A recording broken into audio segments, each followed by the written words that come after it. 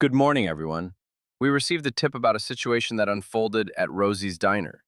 It appears two individuals were approached while enjoying their breakfast, seemingly under suspicion of planning a robbery. We'd like to see some identification.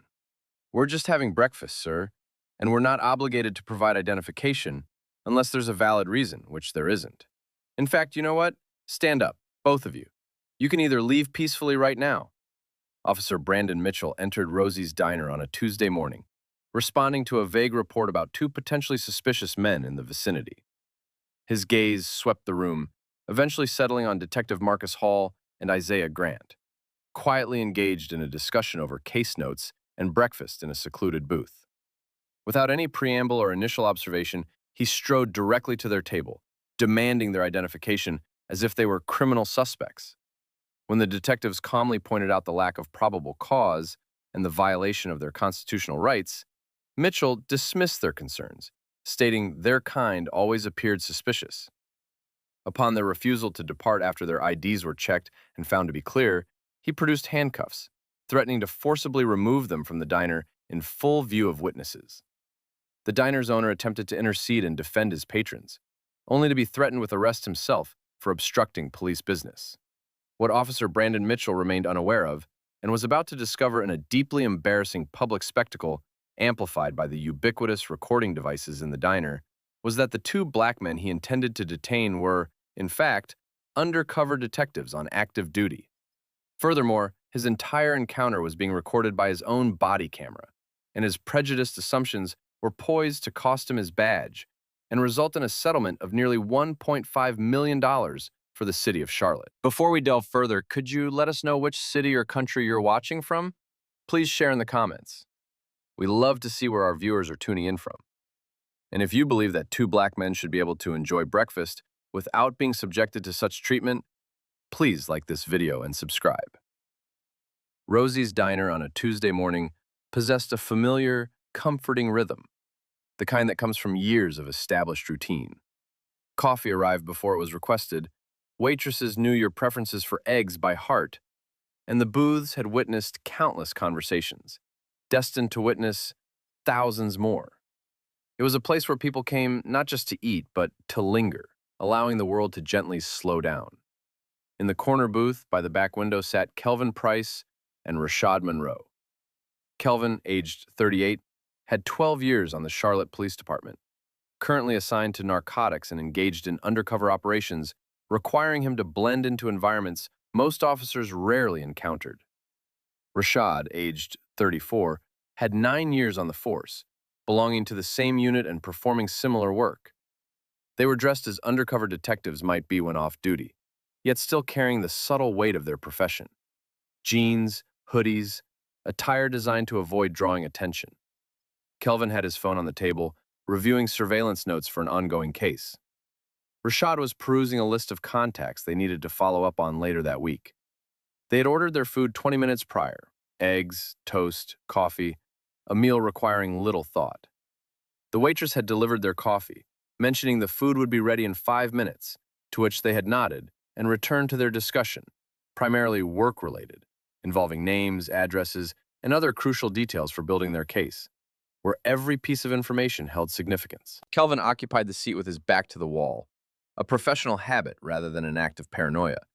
12 years of police work trained one to position themselves with a clear view of the entrance, a reflex Kelvin no longer consciously considered. Rashad sat opposite, his phone face down on the table, a coffee cup warming his hand. They appeared as two men enjoying breakfast and conversation, which was precisely what they were doing.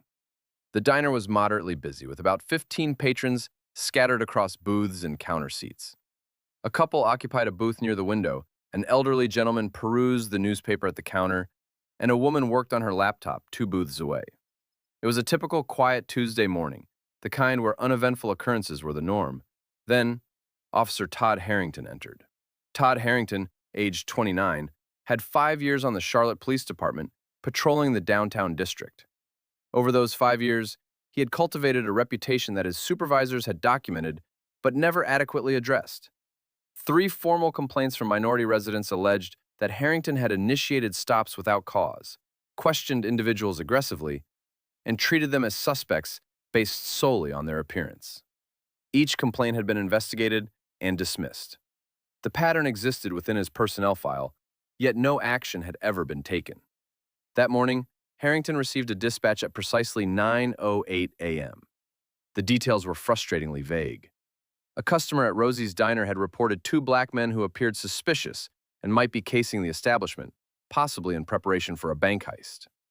No specifics about their behavior were provided, no actual crime observed, just two black men present in a diner, who someone evidently found objectionable. Harrington accepted the call and proceeded to the location without seeking further clarification. He entered Rosie's Diner at 9:14 a.m. and immediately scanned the room. His eyes passed over the white couple by the window, the elderly man at the counter, and the woman with the laptop, eventually focusing on Kelvin and Rashad. Two black men, seated in a corner booth, wearing hoodies, with phones out. Harrington approached them directly, bypassing the waitress, neglecting to check in with the owner, and without observing their conduct for even 10 seconds. His mind had already made its determination. He stopped at the edge of their table, standing over them with his hands resting on his belt. IDs, now. Kelvin looked up from his phone. Rashad gently set his coffee cup down.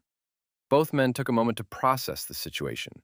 A uniformed officer towering over their table, offering no greeting or explanation, only a demand. Kelvin spoke first, his tone measured but questioning. Excuse me? Harrington did not repeat himself politely. His voice was louder, sharper. I said, IDs, now. Rashad leaned back slightly in the booth, his hands visible on the table. What's this about, officer? Harrington's jaw tightened, and his next words carried a distinct edge. I just got a call. Suspicious persons. Two black males possibly casing this place. Maybe planning a bank heist. As soon as I walked in and saw you two, there's no doubt in my mind it might be true. He paused, looking directly at both of them, and added, That's what your kind normally does.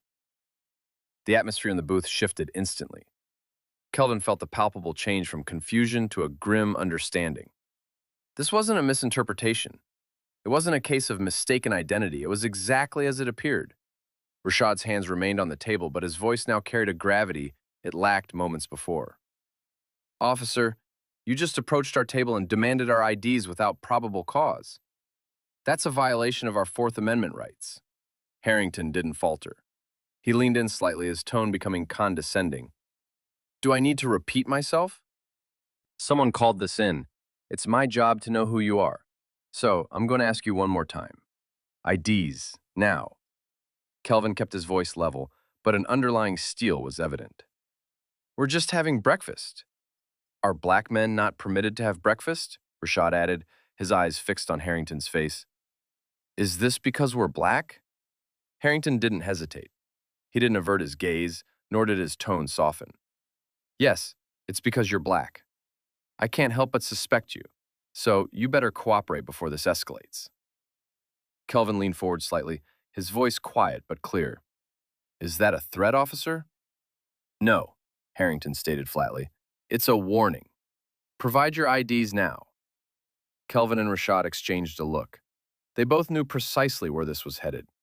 They had witnessed such scenarios play out before. They had responded to calls where officers escalated situations precisely like this. Now, they found themselves on the receiving end. Kelvin spoke clearly, his voice loud enough for anyone nearby to hear, and certainly loud enough for Harrington's body camera to capture without question. For the record, officer, you are in violation of our rights. We are not required to provide identification when there is no probable cause. But to avoid escalation, and without consenting to this search, we will provide our IDs. Both men reached into their wallets, retrieved their driver's licenses, and placed them on the table. Harrington took them, cast a cursory glance at the names, and turned towards the door without further comment. He proceeded to his patrol car to run the IDs. Kelvin and Rashad remained in the booth, waiting. The diner had become noticeably quieter. Other customers were now observing, some discreetly taking out their phones. The waitress stood near the counter, appearing uneasy but refraining from intervening. 3 minutes later, Harrington re-entered the diner. He held their IDs in his hand, and the expression on his face indicated he had found exactly what Kelvin already knew he would. Nothing. No warrants, no prior offenses, Both IDs were clean. Harrington stopped at their table and tossed the IDs onto the table surface between them. "You need to leave, now." Kelvin stared at him. "What?" "I said leave. Both of you get up and get out of this diner." Rashad's voice was controlled but firm. "We're here for breakfast. We haven't committed any crime. You don't have the authority to remove us." Harrington stepped closer, his hand moving towards the handcuffs on his belt. "I'm the law here. What I say goes. You leave now, or you get arrested." Kelvin and Rashad spoke simultaneously, disbelief evident in their voices. "Arrested for what?" Harrington didn't flinch. "For disobeying and disrespecting an officer of the law." It was at this moment that Frank Castillo, the owner of Rosie's Diner, noticed the unfolding situation and approached from behind the counter. Frank Castillo had owned Rosie's Diner for 18 years. In that time, he had witnessed virtually everything a diner owner might encounter: late-night arguments, early morning proposals, celebrations of good news, and solitary moments of bad news. He had learned when to intervene and when to remain detached. Observing Officer Todd Harrington standing over two of his customers with his hand on his handcuffs, Frank knew this was a moment requiring his involvement. He walked from behind the counter, habitually wiping his hands on his apron, though they were clean. Stopping a few feet from the booth, he looked first at Harrington, then at Kelvin and Rashad, and back at Harrington. "Officer, what's going on here? I'm the owner. You're causing a disturbance in my diner." Kelvin spoke up immediately, his tone calm yet firm. "This officer is harassing us. He approached our table and demanded our IDs without cause. Now he's telling us we have to leave or face arrest." Harrington turned to Frank, his expression hard and defensive. "These two are plotting something, possibly against your diner, maybe even planning a bank heist. I'm just doing my job, but they're being difficult." Frank looked again at Kelvin and Rashad. They sat in the booth, their breakfast untouched, their coffee growing cold and toast hardening. They appeared to be two men engaged in a quiet conversation before this interruption. He turned back to Harrington. "Officer, it sounds like you lack any concrete evidence. What you've stated isn't sufficient reason to force them out. It may not even be true." Harrington's voice sharpened. "I received a call from a customer. Someone in this diner reported them, so I'm acting on it. You'd better help me tell them to leave, or there's going to be a serious problem, even for you." Frank stood his ground. He had dealt with difficult patrons before, and he had encountered officers who wielded their authority irresponsibly. He was not about to allow this to escalate beyond necessity. "I'm not going to ask paying customers to leave based on mere suspicion. Unless they choose to go, I can't compel them." Harrington moved closer to Frank, close enough that Frank could see the anger building on his face. "Then you better shut your mouth and let me do my job." Frank did not retreat. "Right now, you are the one disturbing my diner. You need to leave." Harrington gave him a long, cold stare, intended to make him uncomfortable enough to cease speaking. Then he spoke slowly, each word deliberate. "Keep quiet, or I'll arrest you too for interfering with police business." Frank felt the weight of the threat.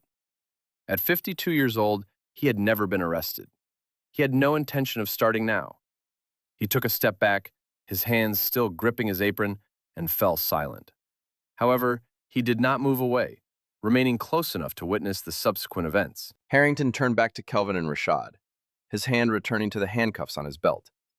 He unclipped them and held them up so both detectives could see them clearly. "Stand up.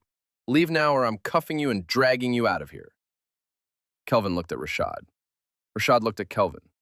They both understood that the situation had surpassed reason, law, and any semblance of normalcy for a Tuesday morning diner.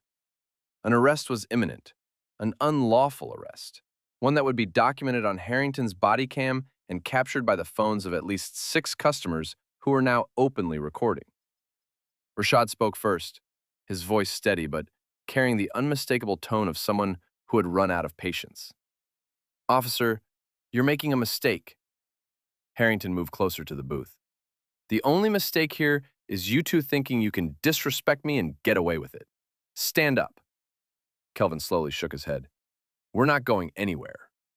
Harrington reached for Kelvin's arm. It was at that precise moment that Kelvin and Rashad moved simultaneously. Not to resist, not to fight, With practiced, fluid motions, they reached inside their jackets and withdrew their badges. Kelvin held his up first, his voice clear and loud enough for everyone in the diner to hear. Detective Kelvin Price, Charlotte Police Department, Narcotics Division. Rashad held his up a half second later. Detective Rashad Monroe, Charlotte Police Department, Narcotics Division.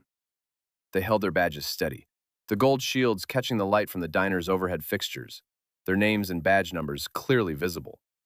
Harrington froze, his hand still hovering near Kelvin's arm, handcuffs in his other hand, his body poised for a movement he could no longer complete. His face cycled through a series of expressions in mere seconds: confusion, disbelief, shock, and finally, the slow, sickening realization of a career unraveling in real time. The diner fell silent. Frank Castillo stared at the badges, then at Harrington, then back at the badges. The customers filming kept their phones raised, still recording. The waitress by the counter covered her mouth with both hands. The elderly man at the counter had ceased eating, his gaze fixed on the unfolding scene as if witnessing a slow-motion car crash. Kelvin spoke again, his voice calm but now carrying a discernible edge. "We're undercover and on duty, and you just attempted to arrest us for eating breakfast," Rashad added, looking directly at Harrington. "Everything you've done is on your body cam. Every word, every threat, every unlawful demand." Harrington opened his mouth to speak, but initially no sound emerged. He tried again, and then words tumbled out in a rush. I didn't know." "You should have said something from the beginning," Kelvin stated, his expression unchanged. "We told you we were just having breakfast. We told you you lacked probable cause. We told you you were violating our rights. You didn't listen." Rashad leaned forward slightly in the booth, his badge still in his hand. "You were already blinded by your prejudice. You saw two black men and decided we were criminals. You didn't need evidence. You didn't need a reason. You just needed us to be black." Harrington looked around the diner as if searching for something to make sense of the situation. He glanced at Frank, who regarded him with an expression of mingled anger and disbelief. He looked at the customers with their phones out. He then returned his gaze to Kelvin and Rashad. "This is a misunderstanding," Harrington said, his voice now weaker, defensive. Kelvin shook his head. "No, this is racial profiling, and your chief will be hearing about it." Rashad pointed to the body cam clipped to Harrington's uniform. "We will be requesting that footage, every second of it, and we will ensure everyone sees exactly what you did here." Frank finally spoke, his voice tight with restrained anger. "I told you they weren't doing anything wrong. You threatened to arrest me for defending my own customers." Harrington turned towards Frank, attempting to speak, but Frank cut him off. "You came into my diner and treated two paying customers like criminals, based on the color of their skin. And when I tried to tell you that you were wrong, you threatened me." Harrington's hands were visibly shaking. The handcuffs remained uselessly in one hand, a stark reminder of his intended action. He tried to speak again. "I was responding to a call. I was doing my job." Kelvin interrupted him, his voice cold and precise. "Your job is to protect and serve, not to harass innocent people, not to violate constitutional rights, not to threaten arrest without cause." Rashad stood up from the booth, his badge still visible in his hand. "Leave now before this escalates any further." Harrington looked at the two detectives, then at Frank, then at the recording phones. He took a step back, then another. His face was pale, his jaw set, and he appeared to be a man who had just grasped the full extent of his miscalculation. He turned and walked towards the door without another word. He pushed through the door and stepped into the morning sunlight. The diner remained silent for several long seconds after his departure. Then, Kelvin sat back down in the booth, placed his badge on the table, and looked at Rashad. "We're filing a complaint the second we finish breakfast." Rashad nodded. "And we're requesting that body cam footage." Frank walked over to their table, his hands still gripping his apron. "I'm sorry that happened in my establishment." Kelvin looked up at him. "It's not your fault, Frank, but we'll need your security footage and the names of everyone who was recording." Frank nodded. "Anything you need, I'll get it for you." Outside, Officer Todd Harrington sat in his patrol car, his hands on the steering wheel, staring straight ahead, fully aware that everything he had done was on camera, and there was no way to undo it. Kelvin and Rashad finished their breakfast in silence. The eggs were cold, the toast stiff, and the coffee tasted bitter, but they ate nonetheless. To leave would have felt like conceding something to Todd Harrington that he did not deserve. The other patrons in the diner had put away their phones, but the tension had not dissipated. People continued to watch them, still processing the recent events. The waitress brought them coffee refills without prompting, and Frank checked on them twice to ensure they were all right. When they had finished, Kelvin took out his phone and made the call he had planned since Harrington's departure. The line rang twice before a familiar voice answered. "Detective Price here, Captain. I need to report an incident involving one of our officers." A moment of silence followed before Captain Morrison's voice, now sharper, cut through. What transpired? Kelvin recounted the events with stark clarity. He detailed the call Officer Harrington had responded to, the demand for identification without any supporting evidence, the threats of detainment, the derogatory remark, Harrington's menace towards the diner proprietor, and the eventual presentation of handcuffs. He described the precise instant when both he and Rashad had to reveal their credentials to prevent Harrington from forcibly ejecting them from the establishment. Kelvin informed Morrison that all of this was captured on Harrington's body camera and corroborated by multiple customer recordings. He emphasized their urgent need for the footage to be extracted immediately. Morrison listened intently, offering no interjections. When Kelvin concluded, a protracted quiet settled on the other end of the line. "We're operating in an undercover capacity. We're operating in an undercover capacity, Captain. We don't exactly make our presence known, but that's beside the point. The core issue is that he observed two black men and presumed them to be criminals. He infringed upon our Fourth Amendment rights. He threatened an unlawful apprehension. He menaced a civilian business owner, and he perpetrated all of it due to prejudice rather than evidence." Morrison's voice was strained as he replied, "Where are you presently?" "We are still at the diner, Rosie's on 5th Street. We are gathering witness accounts and requesting security footage from the owner. Remain at your current location. I am dispatching internal affairs, and I am removing Harrington from active patrol duty without delay." Kelvin terminated the call and turned to Rashad. "Internal affairs is en route. Morrison is suspending his patrol duties." Rashad gave a slight nod. "Excellent, because this matter will not conclude here." Frank approached, a USB drive in his hand. "This is the security footage from this morning. It captures everything. You can see him enter, proceed directly to your table, and observe the entire sequence." Kelvin accepted the drive. "Thank you, Frank. We will also require a formal statement from you." Frank settled onto the edge of the booth. "I will provide whatever is necessary. He threatened to detain me for safeguarding my own patrons. I have never encountered such behavior from a police officer in my 18 years of operating this establishment." Rashad produced a notepad. "Walk me through what you witnessed." Frank narrated the entire encounter from his viewpoint. He described Harrington looming over their table. He explained his own approach to ascertain the situation. He detailed how Harrington accused Kelvin and Rashad of conspiring to commit offenses without any basis. He recounted his attempt to de-escalate the situation and the subsequent threat of arrest for interference. His voice remained steady, yet a palpable anger simmered beneath the surface. Anger at being intimidated within his own place of business. Anger at witnessing two patrons treated as criminals solely based on their racial identity.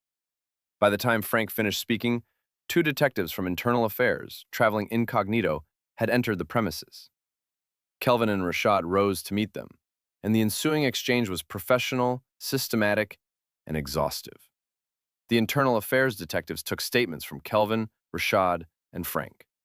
They collected contact information from 6 patrons who had recorded portions of the incident on their mobile devices. They secured the USB drive containing the security footage, and they confirmed that Harrington's body camera footage had already been flagged and preserved. One of the Internal Affairs detectives addressed Kelvin after they had concluded their data collection. "This situation will be escalated to the highest levels. You understand that, correct?" Kelvin nodded. "It is appropriate." The Internal Affairs detectives departed, and Kelvin and Rashad remained at the diner for an additional 20 minutes, reviewing their notes and ensuring that all remembered details were meticulously documented. As they prepared to depart, Frank escorted them to the exit. "I apologize that you had to endure that," Frank stated quietly. Kelvin clasped his hand. "You acted commendably, Frank. Many individuals would have remained silent." Frank shook his head. "I could not permit him to harass you from my establishment without cause. That is not how I conduct my business." Rashad shook Frank's hand next. We will ensure this does not happen to anyone else. Frank observed them as they exited and entered their unmarked vehicle. He lingered in the doorway for a moment, gazing out at the street, before returning inside to attend to the booth where two detectives had been subjected to harassment during their breakfast. By that evening, the videos had begun to circulate widely. Patrons who had filmed the event uploaded the footage online with accompanying captions such as, "Officer attempts to detain undercover detectives for being black," and "Racist officer threatens diner owner for defending customers." The videos were shared hundreds of times within the initial hours. By the following morning, they had garnered over 2 million views. Todd Harrington's name was a trending topic, and the Charlotte Police Department was already formulating a statement they knew would be insufficient to contain the repercussions. Kelvin and Rashad submitted formal complaints that same afternoon. They requested a comprehensive inquiry into Harrington's conduct. They requested a review of his personnel file and his history of prior complaints. They requested body camera footage, not exclusively from this incident, but from every stop Harrington had conducted over the preceding 2 years. And they made it unequivocally clear that they would not permit this matter to be overlooked. Because if this could transpire to two detectives, individuals possessing badges, authority, and the backing of the department, then it was undoubtedly occurring to individuals who lacked any such recourse.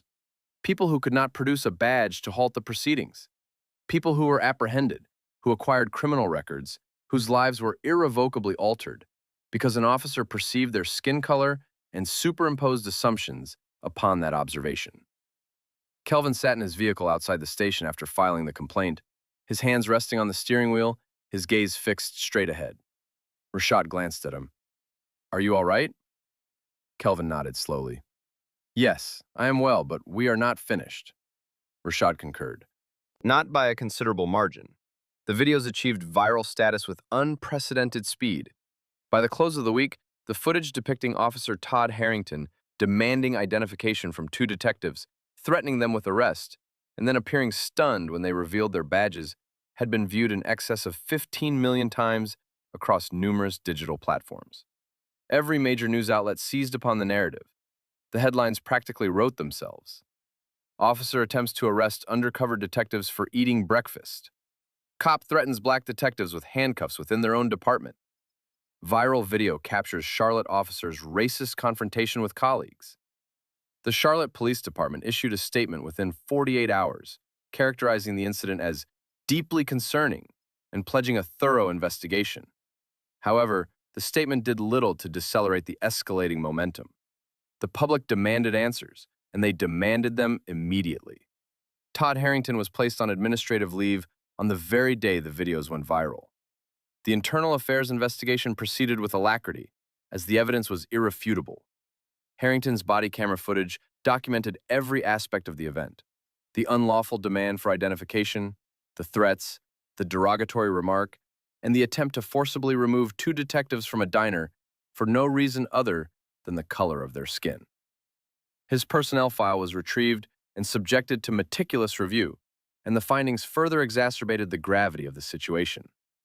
Over his 5 years on the force, Harrington had been the subject of 3 formal complaints pertaining to racially biased stops.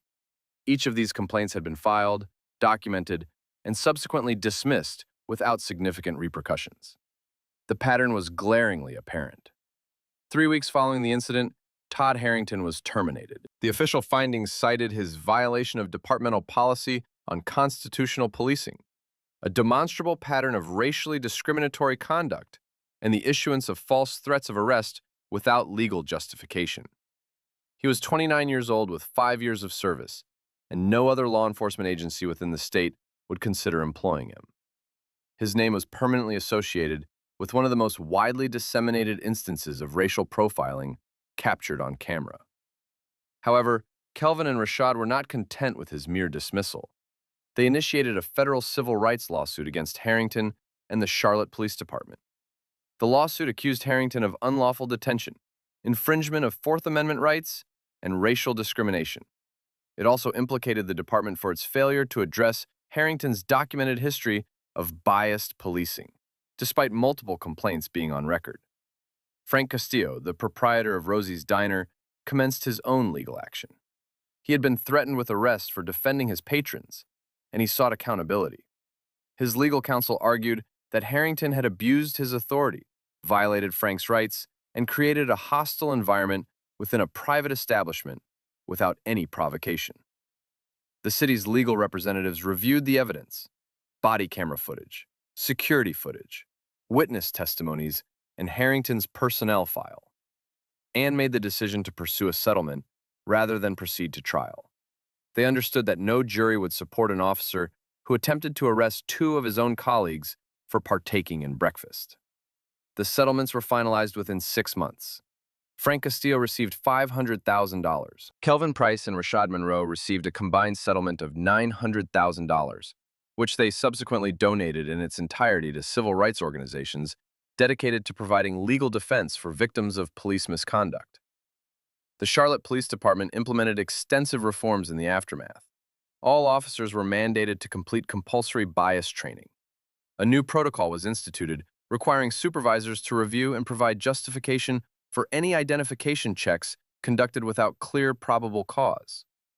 An independent civilian review board was established to address complaints of racial profiling, and body camera footage was thereafter subjected to quarterly audits to identify patterns of discriminatory behavior before they could escalate.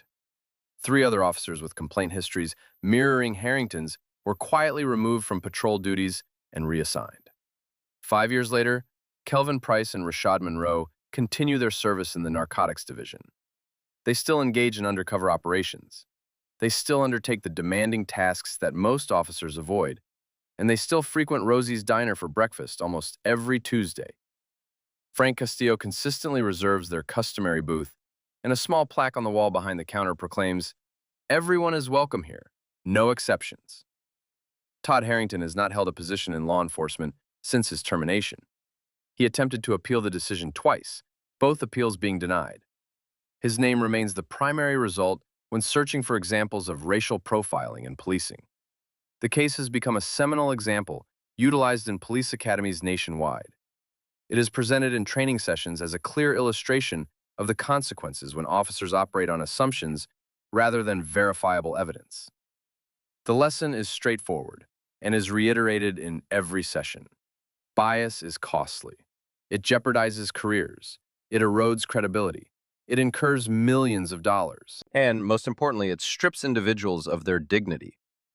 Kelvin and Rashad made a pledge after the lawsuit was settled.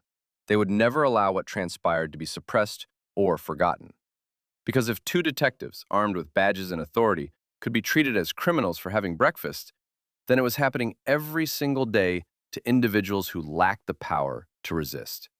And they were resolved to persist in their fight until the system had no alternative but to enact change. If you believe that 2 detectives should be able to enjoy breakfast without facing the threat of arrest due to the color of their skin, please share this narrative. What reforms do you believe are essential for every police department to prevent racial profiling? Share your thoughts in the comments section. And if this story has underscored the fact that badges do not shield individuals from bias, but that accountability can effectively address it, please subscribe. We will not cease our efforts until every officer comprehends that assumptions destroy lives, careers, and trust.